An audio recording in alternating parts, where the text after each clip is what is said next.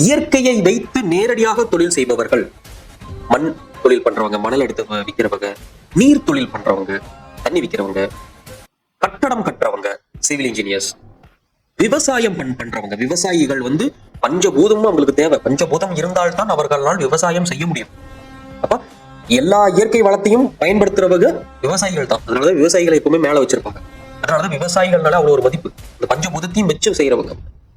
அப்ப அந்த மாதிரி நேரடியாக இயற்கையை வைத்து தொழில் செய்யும் நபர்களுக்கு கர்மா அதிகமா இருக்கும். ஏன்னா இயற்கை அமைக்கப்பட்டதை நம்மளை காப்பாத்து. அந்த இயற்கையவே நம்ம விற்கிறோம். ஏதோ ஒரு வகையில அது நல்லதா கெட்டதா அதை பத்தி நான் பேச வரல.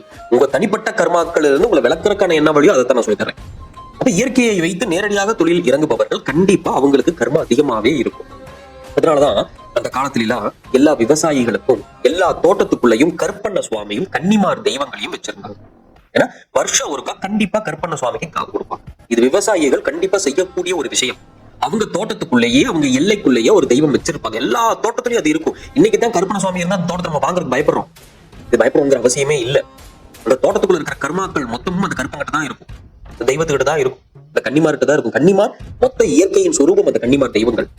அப்ப அந்த கருப்பண்ண சுவாமியை ஏன் வச்சிருக்காங்க எல்லா தோட்டத்திலையும்னா, அந்த தோட்டத்துல இருக்கிற வெள்ளாமை இயற்கை மூலியமா நமக்கு கிடைக்குது.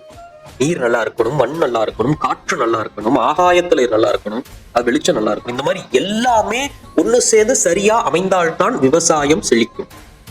அப்ப விவசாயி நேரடியா இயற்கை கூட சம்பந்தப்பட்டிருக்கிறதுனால வருடம் ஒரு முறை கண்டிப்பா காவு கொடுத்தே ஆகணும். கொடுத்தால்தான் அவர்களுடைய கர்மா சீராகும். பௌர்ணமியானா எல்லா மாசமும் பௌர்ணமி அல்லது அமாவாசை என்று அங்க இருக்கிற தெய்வத்துக்கு படையல் வச்சு சாமி போட்டுவாங்க. இதை செஞ்சு பாருங்க, உங்களுக்கு விவசாயம் கண்டிப்பா செழிக்கும், நல்லா இருக்கும். விவசாயிகளுக்கு கர்மாக்கள் பாதிக்காது. இந்த விவசாயிகள் என்னதான் இயற்கையை அழிச்சோ இல்ல இயற்கையை ஆதரவோடவோ நம்ம தொழில் பண்ணினாலும் விவசாயம் பண்ணினாலும் அதுல இருக்கிற அது எதுக்காக நம்ம செய்யறாங்கன்னா அடுத்த உயிர்களுக்கு உணவு கொடுக்கறதுக்காக. பாவமும் இருக்குதோ இல்லையோ புண்ணியம் அவங்க நிறைய சேர்த்துக்கிட்டே இருக்காங்க. அதனாலதான் விவசாயிகளை மட்டும் அழிக்கவே முடியாது. ஏதோ ஒரு கட்டத்துல ஏதோ ஒரு இடத்துல தெய்வம் அவங்களுக்கு கை கொடுத்து